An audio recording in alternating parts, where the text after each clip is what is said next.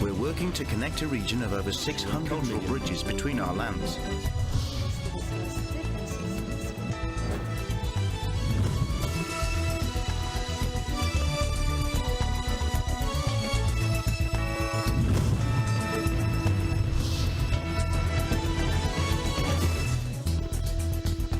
Good evening, I'm Alma Angeles, and you're watching ASEAN in Focus. On tonight's headlines.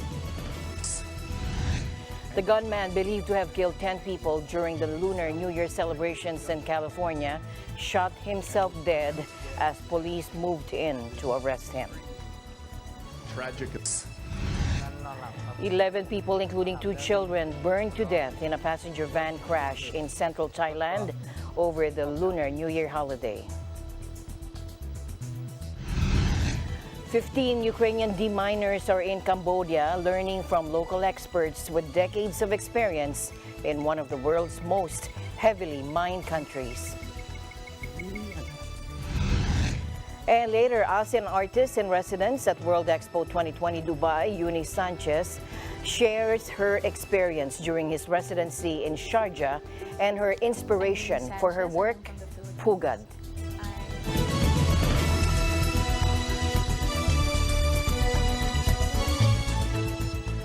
First in our news, the gunman believed to have killed 10 people during Lunar New Year celebrations in California was found dead. He shot himself dead as police moved in to arrest him, according to the local sheriff. An intensive manhunt began late Saturday after a man opened fire inside a dance studio and club in Monterey Park. It's a city near Los Angeles with a large Asian community. Again, listen in. And determined the suspect sustained a self-inflicted gunshot wound and was pronounced dead at the scene. I can confirm that there are no outstanding suspects from the mass shooting incident that occurred in the city of Monterey Park. The investigation is still ongoing. Sheriff's homicide detectives are working around the clock, gathering additional information and working on determining the motive behind this extremely tragic event. Now, witnesses said he had shot indiscriminately and appeared to have a lot of ammunition. 5 men and 5 women were killed, and most of them were in their 50s or 60s, according to police, with around 10 others injured. The suspected gunman, identified by police as 72-year-old Hu Can Tran, then went to another dance venue a short distance away but was tackled and disarmed by people at the club before fleeing. Los Angeles County Sheriff Robert Luna said over the following hours, police tracked a wanted van, which was later reported in Torrance, several miles south. When officers approached, they heard 1 gunshot from within. Monterey Park, only a few miles from downtown Los Angeles, is home to around 60,000 people, the majority of them Asian or Asian American. Last year, a Chinese-American gunman attacked a Taiwanese church in California, killing 1, wounding 5 others. The U.S. Department of Justice said there were over 7,000 reported hate crimes in the U.S. in 2021, 2/3 of them race-related. The Monterey Park shooting is the country's deadliest since a gunman in Uvalde, Texas, killed 22 people at an elementary school last May. Gun violence is a huge problem in the U.S., which last year saw 647 mass shootings, with at least 4 people shot or killed by a shooter, according to the Gun Violence Archive website. In tonight's other news, Philippine Foreign Affairs Acting Undersecretary Teresa Lazaro and U.S. Assistant Secretary of State for East and Asian and Pacific Affairs Daniel Quittenbrink held a joint presser at the sidelines of the 10th bilateral strategic dialogue between the 2 countries in Manila, where a broad range of issues were discussed, including the security situation across the Indo-Pacific. Let's listen in. When it comes to issues related to EDCA and the Mutual Defense Treaty, I've come here to reiterate America's ironclad commitment to the security of the Republic of the Philippines and our ironclad commitment to meeting our obligations under the Mutual Defense Treaty. I don't think we need additional new agreements to carry out our commitment to the Republic of the Philippines under the Mutual Defense Treaty. And again, those commitments apply to Philippine armed forces in the South China Sea. I don't think we need a new agreement because every day the United States and the Philippines are working together to enhance the capabilities of the Philippines Coast Guard and the Armed Forces of the Philippines, to coordinate on our like-minded diplomacy designed to support international law, peaceful resolution of disputes, and support freedom of navigation and freedom of upward flight. So we did note concerns about the situation across the Taiwan Strait. I think that's a matter that's well understood by people across the region and across the world, and it's perfectly natural as partners to comment on the situation there. But I would also say that was one of a broad range of issues in our tour de raison of the security situation across the Indo-Pacific. The Philippines and the United States are in a very good place now, and we are determined to bring that relationship to even greater heights. We agreed on several important initiatives that demonstrate our unwavering commitment to our alliance and partnership. Now, the allies agreed to invigorate defense and security cooperation and ensure the alliance adapts effectively to face new emerging challenges, according to a joint statement. The two countries, bound by a 1951 Mutual Defense Treaty, agreed to hold talks in mid-2023 this year that would allow their governments to plan ahead for and ensure more coordinated responses to potential flashpoints. They also agreed to speed up the completion of projects that allow U.S. forces to store equipment at select Philippine military bases, as well as to identify additional agreed locations for the purpose. The managing director of the International Monetary Fund has urged the international community to stay realistic about the prospects of an economic recovery. At the World Economic Forum's annual meeting in Davos and beyond, a sense of cautious optimism over the global economic future is emerging. Let's listen in. What has improved is inflation seems to have started leading in the right direction, in other words, down. Headline inflation in particular.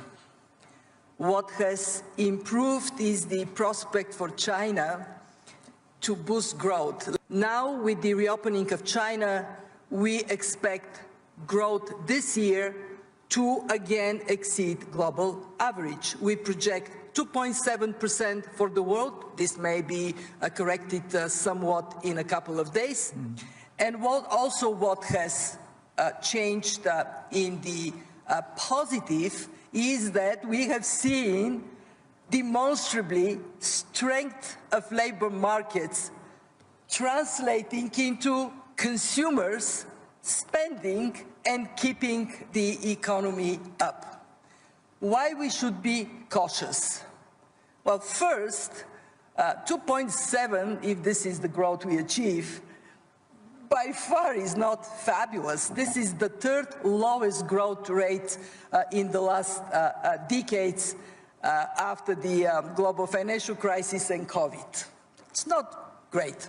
Second, we don't know quite yet how inflation would march downwards. What if the good news of China growing faster translates into oil and gas prices jumping up, putting pressure on inflation?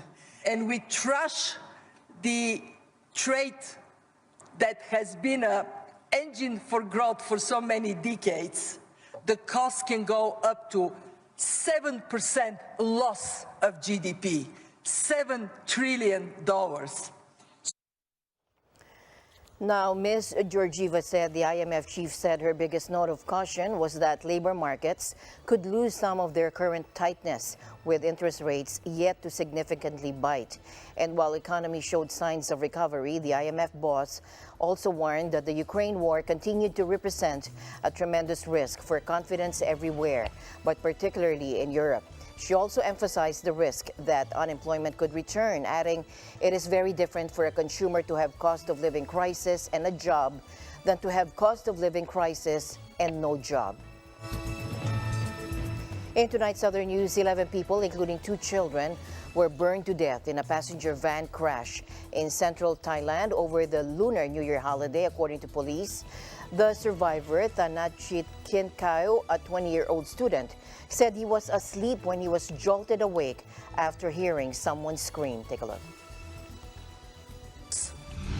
นอนหลับครับนอนหลับแล้วได้ยินเสียงคนร้องผมก็สะดุ้งตื่นรถก็คว่ำแล้ว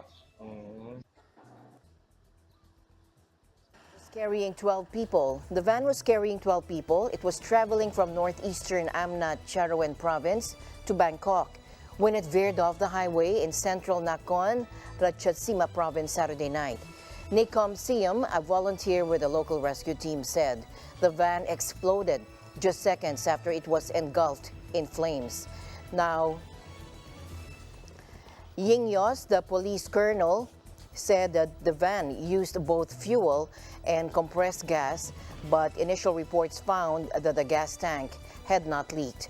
Traffic accidents are common in the kingdom, which has a notorious road safety record, particularly during busy public holidays.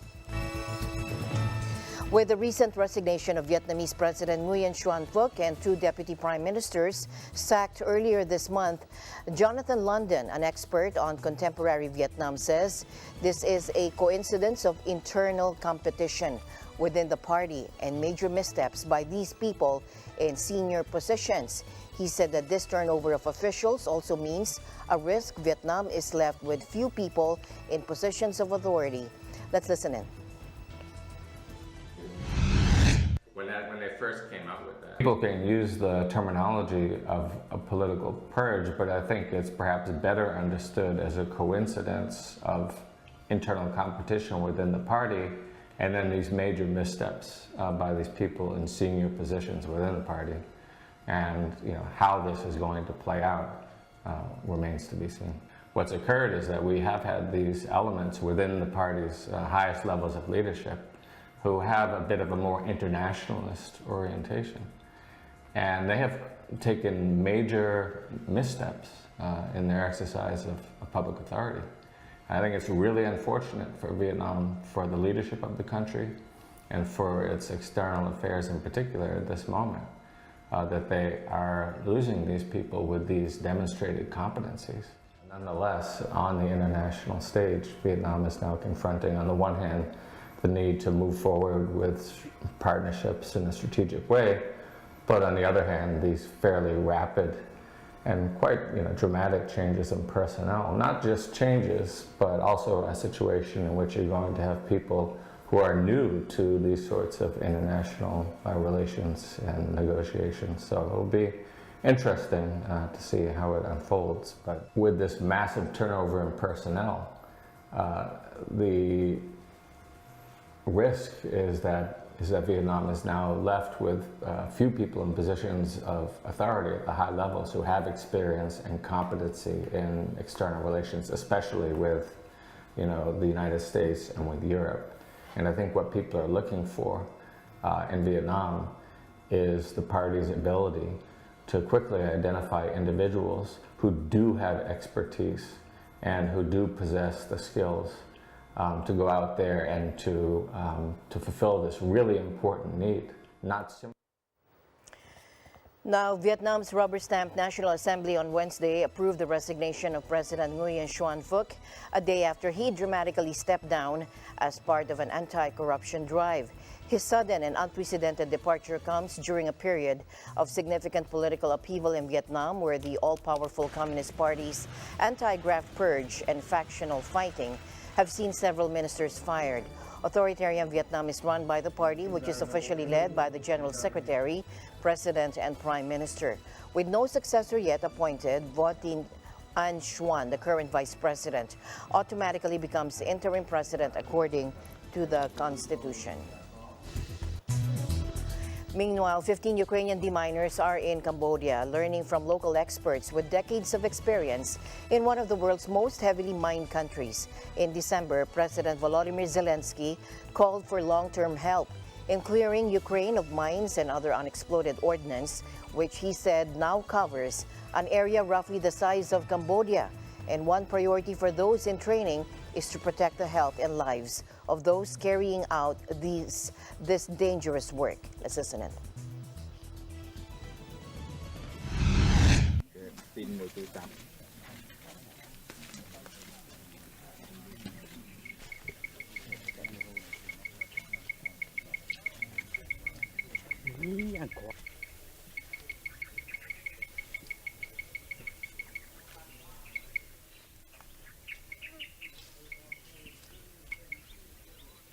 I know actor who will be the actor. We plan to do like that.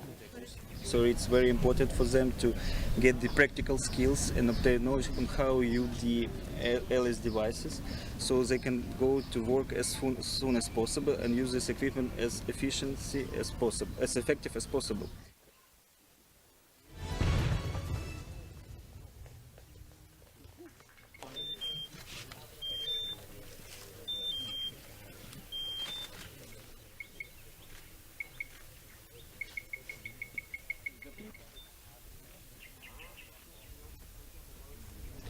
The main challenges for us is, as I said, the scale of the territory which must be examined. The second priority of us is, of course, the health and life of our people. Unfortunately, up to date we have 64 demanders who have been injured and 13 dead.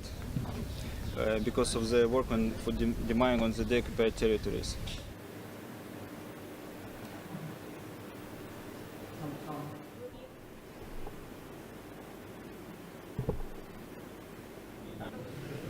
So you can see the other side here, this is all the commonly found. But commonly found is number K82. This one very.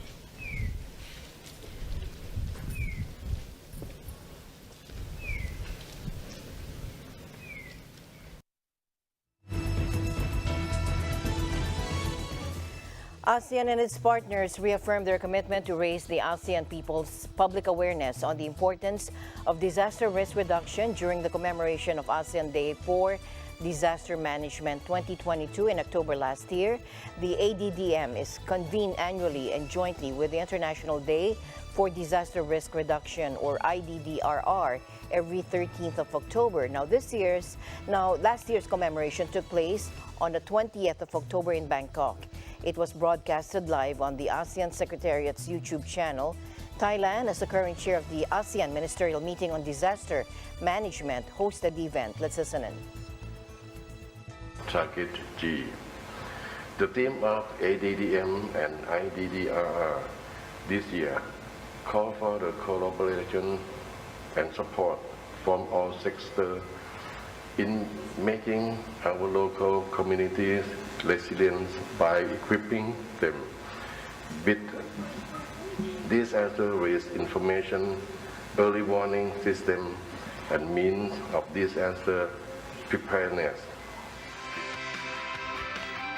A video showcasing progress made by the ASEAN Committee on Disaster Management in 2022 was shown during the commemoration. It also highlighted the ongoing implementation of the AADMER Work Program 2021 to 2025. Key documents, particularly the ASEAN Regional Framework on Anticipatory Action and Disaster Management, as well as ASEAN's active participation in the Global Platform and Asia-Pacific Asia-Pac Ministerial Conference on DRR, among others.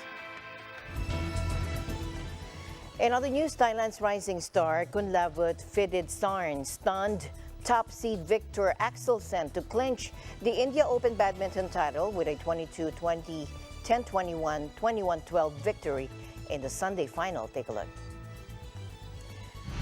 Now, Phididtsarn's men's singles victory stood out as the 21-year-old former junior world champion got past the Danish ace and world number one for the first time in 6 attempts.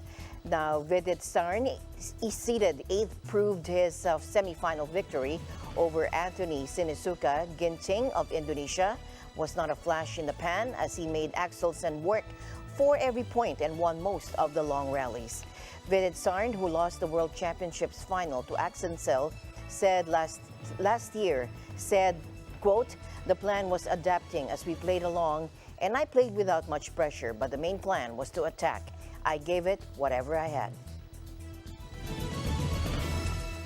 In other news, during the Lunar New Year, calligrapher Wichian Guoseng in Bangkok's Chinatown is busy writing Chinese couplets known as Chunlian, placed at the entrance of houses and shops to celebrate the Chinese New Year. But as time passes and Chinese traditions begin to be integrated into Thai culture, there is less demand for Chunlian, and Wichian is among the few who still have the skills in the city. Take a look.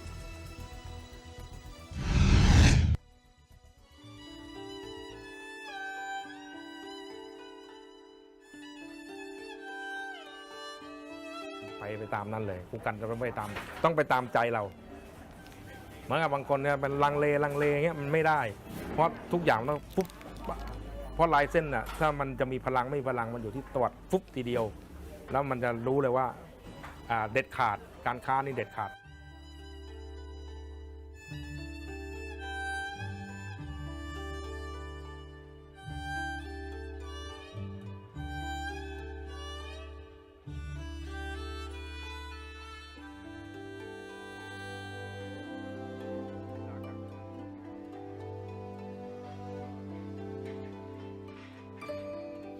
มันก็เว้งๆเหมือนให้มีคู่ต่อสู้ มีคู่ต่อสู้ก็มันดีเราไม่มีแล้วก็เหลือเราเจ้าสุดท้าย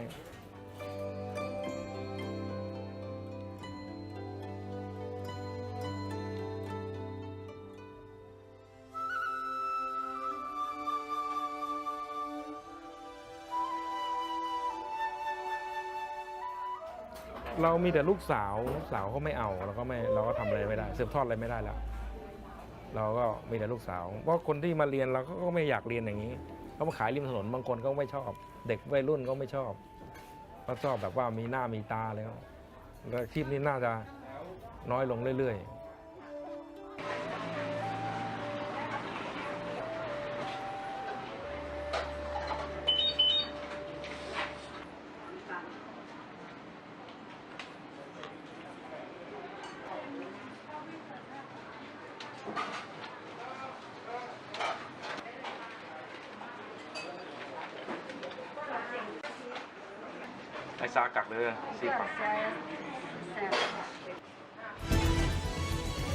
The ASEAN Japan Center, or AJC, is hosting a series of Instagram contests titled Golden Bridge.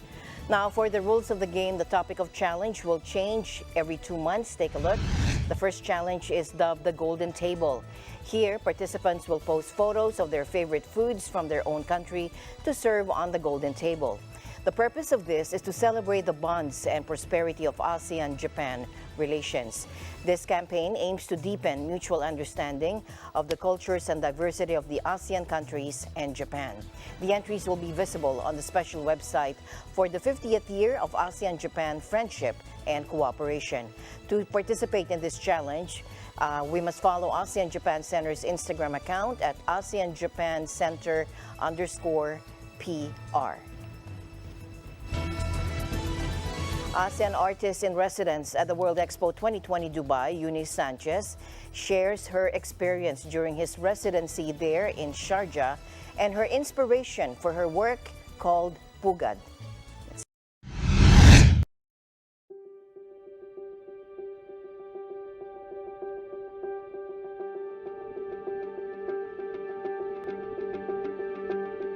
I'm Eunice Sanchez and I'm from the Philippines. I am a museum worker and also an artist. My work is called Pugad, or nest in English. We are human beings and it's universal for us to be living, to explore. Even when you're away, even when displacement is something that is innate, you are attuned to the idea of home. You always seek for the familiar. Those were the thoughts in my head when I was preparing my proposal. Home would be like being surrounded with family. Home would be like surrounded with closest friends, because they're the constant reminders that despite uncertainties, despite fleeting moments and fleeting emotions, they're there. I saw the open call on Facebook, actually. It was being shared around by friends. There's a theme to follow, and it's very flexible. And I think I had already had the confidence to put myself out there. So why not? I was very open to what could ever come up. I just know that I was going to be working with other people. Well, it was new to me, actually. Isolating yourself, that doesn't really build anything, but co-creation does, and that's what I appreciate about it. I can't wait for ASEAN to create more programs that will encourage collaboration. I think what would be nice is meeting the past participants. ASEAN would be open to residencies, not just for artists, but also to writers, to art critics, to curators, to other cultural workers. If they get to create something from two or three different fields, then how beautiful could that be?